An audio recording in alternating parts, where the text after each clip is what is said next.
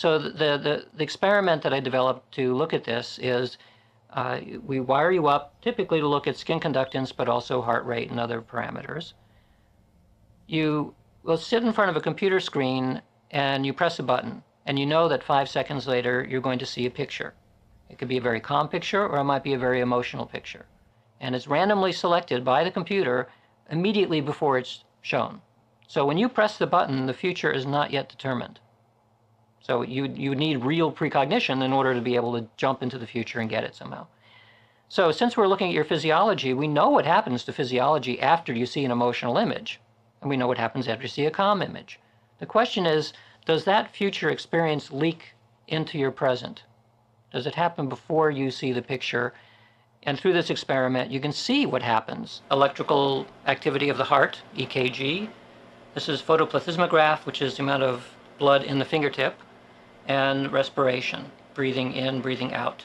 Press the button, well, what happens to physiology? Well, if it starts rising before the image appears, it may suggest that you're about to get an emotional picture. And if it stays calm, it suggests maybe you're going to get a calm picture. So we've done this kind of experiment for several hundred people, and colleagues have run this experiment as well. And as it turns out, that is exactly what you see. People become aroused before randomly selected pictures in the future that happen to be emotional, and they remain calm before randomly selected pictures that are calm. This has been seen in heart rate changes, in skin conductance, in the brain, and basically systemically throughout the body.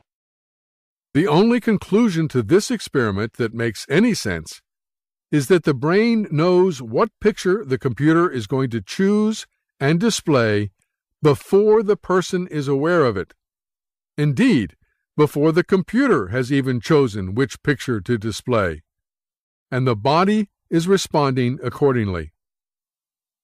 Basically, what science is discovering is that our brains seem to know what's going to happen before we do. There have been some studies which have shown that when people are beginning to move a hand or beginning to say something, that there's actually activity in the brain in certain nerve cells of the brain, even before they become consciously aware of what they're trying to do. That's worth repeating.